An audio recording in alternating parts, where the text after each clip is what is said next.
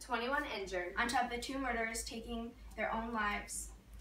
These events took place on April 20th, 1999, where Eric Harris and Dylan Clable, the 2 shooters, murdered several people with the intent of killing hundreds more at the Columbine High School. They wreaked havoc on the whole community and ruined the lives of thousands of people. With so much commotion going on inside of the high school at the time, all the 911 lines were busy, which caused students to reach out to the media rather than reach out to 911. And so they were giving the media direct reports of what they'd seen or rumors they had heard while inside the building, and that led to a lot of scrambled media attention.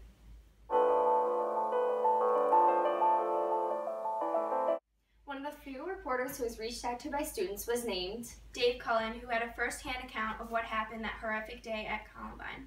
He then took 10 years diving into the lives of the victims, the families, and the murderers, trying to explain what happened. He was already a highly praised journalist at the time, but then he won a New York Times bestseller for this book.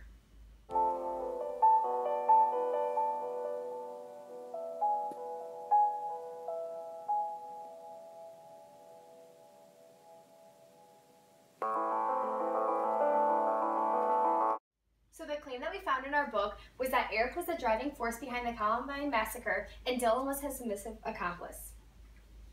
Our first is ethos, and the 2 quotes that we found were, "I covered this story extensively as a journalist, beginning around noon on the day of the attack. The episodes here are a blend of my contemporaneous reporting with 9 years of research.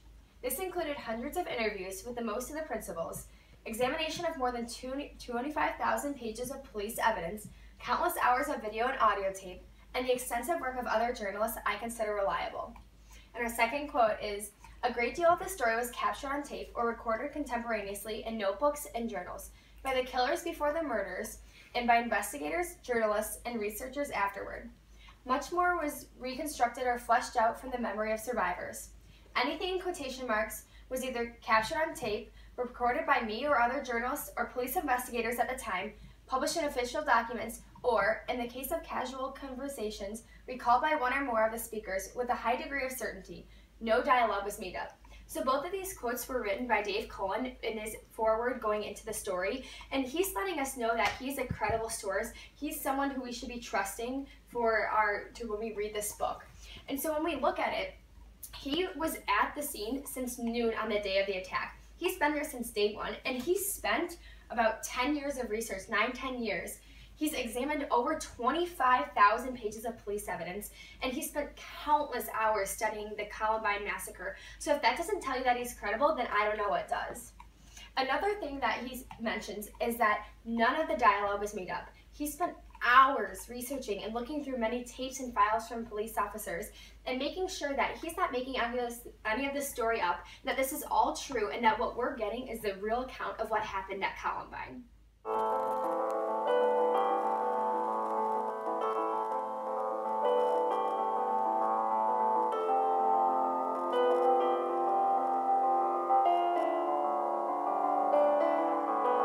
Our next appeal is logos. The first quote I have is, "Dylan and Zach needed Eric. Someone had to do the talking. Eric needed an audience. He also craved excitement. He was cool and detached, tough to rattle. Nothing seemed to faze him. Dylan was an unlit fuse. Eric led the parade. Perfect fit." So here, Dave Cullen is talking about how the 2 make a perfect match together. Dylan is kind of the submissive to Eric, while Eric dominates over Dylan and his friend Zach. Eric always led everything, and he kind of told Dylan what to do, while Dylan was kind of turbulent, and he didn't really have his own mindset. He followed everything that Eric did. The second quote we had was, by the time Dylan rejoined Eric, they had used up all the easy targets. Everybody caught outside had run like crazy or hidden.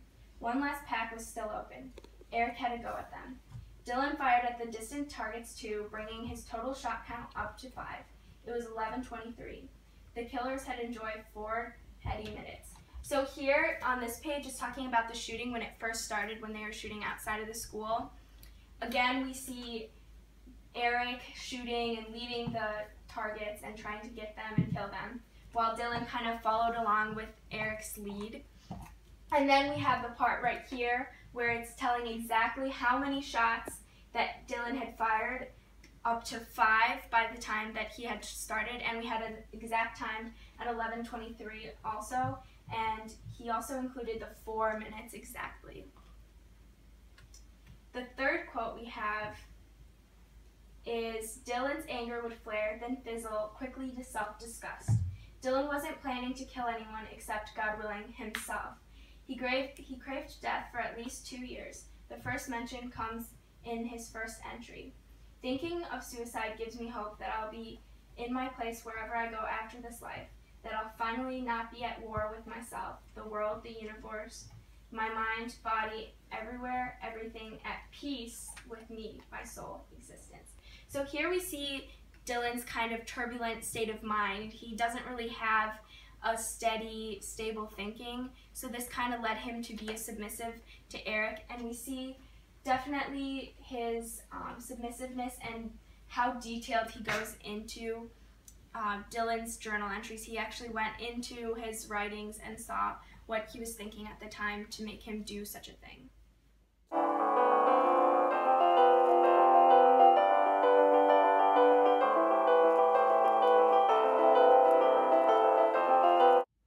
So our last appeal is pathos, and we felt that this is the most dominant one throughout the novel.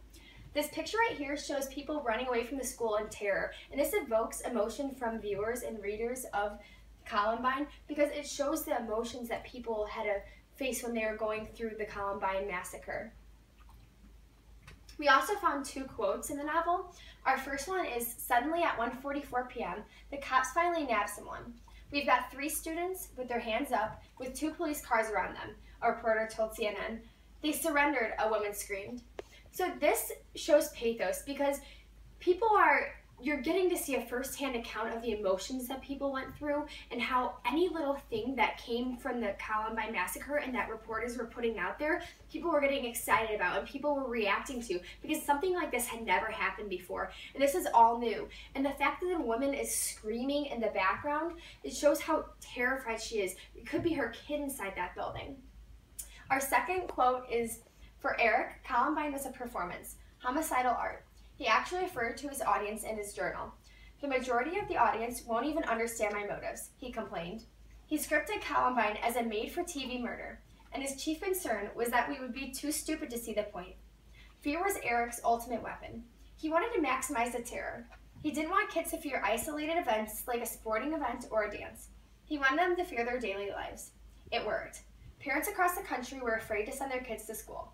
Eric didn't have the political agenda of a terrorist, but he had adopted terrorist tactics. So this is Dave Cullen basically addressing Eric's whole plan behind the murder. This is what Eric wanted us to feel. This is the emotions that Eric wanted to get out of the rest of America after he committed the massacre.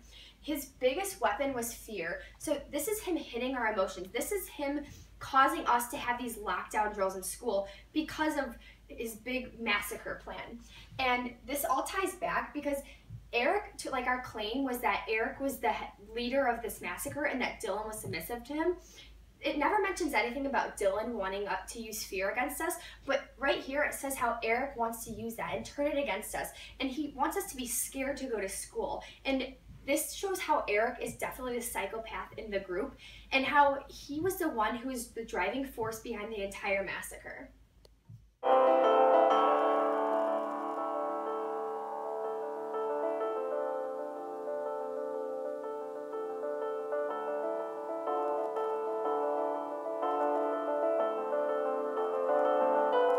We have 2 articles. The first one addresses the counter-argument. This was written by Leah McLaurin, and she was a Canadian newspaper columnist and author. She's also a feminist, and she went to Trent University. So her claim was that Eric Harris was a psychopath with sadistic tendencies, while Dylan Klebold was a depressive teen with suicidal impulses. Together, their pathologies combined to make the perfect storm. So here she is saying that both Dylan and Eric Harris were both bad together, and they combined to make the perfect storm of murderers, while Eric wasn't just the bad guy influencing Dylan, that they both played an influential part. She proves this by saying the Claybolts having unwittingly raised a killer. So here she's saying that Dylan is also a killer, and she's not excusing him for his things just because he was depressed and he didn't do the majority of the planning like Eric did. She's saying that he's still a killer and that his mom raised a killer. And this article mainly talks about Dylan's mom and her perspective on it, and while she's a feminist, she sees that yes, it's a tragedy for his mom as well. It's still that she raised a killer and that Dylan is still responsible for the murders that he committed. She also goes on further to say Sue Claybolt's son, Dylan, was one of 2 teenage gunmen at Columbine High School in Colorado, who in 1999 killed 12 students and a teacher and injured 21 others before turning his gun on himself. So again, she's saying that Dylan was one of the 2 teenage gunmen, so he too killed several people and injured several people and wreaked havoc on so many people and ruined their lives, that he has also a very strong role and he should not be excused for anything that he did. She also had bias being a feminist, and she really didn't tie that into her article because even though that she is strong on women, she did not excuse his mother for raising a killer. She still thought that her son was responsible for the crimes that he committed.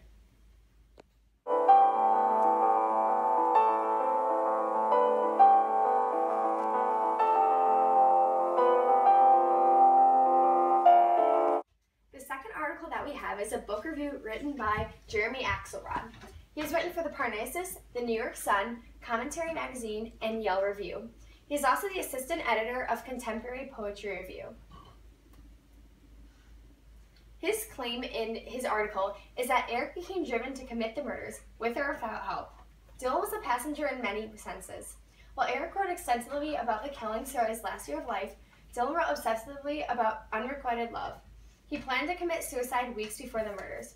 So his claim basically ties right in with our own claim statement that we found from Dave Cullen's book, is that it's not the 2 of them together that are psychopaths, like our counter argument was, but rather that it's Eric that was a psychopath, and Dylan was submissive to him throughout the entire novel. And this is the reason why Dylan got involved, was because he was torn down anyways, and Eric was the driving force that led to the massacre. The first quote that we have from the article is that the sheer expansiveness of Eric's psychopathy becomes clear once he realizes that the center of Judgment Day was meant to be his large propane bombs. Had they detonated properly, the bombs would have killed hundreds of people and obliterated 2 floors of the school. So this is Eric's plan. Eric wanted to have these bombs in the school, and this shows how much of a psychopath Eric is, that he wanted to just blow up 2 floors of the school and kill like about 500 people. And it mentions nothing about Dylan wanting to do that, and it mentions nothing about Dylan planning that. Axelrod basically focuses on how much of a psychopath Eric was, and that's why it proves his claim.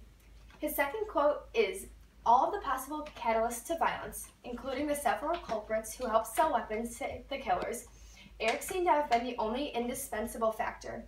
A conference of eminent psychologists eventually agreed that he was a full-blown psychopath."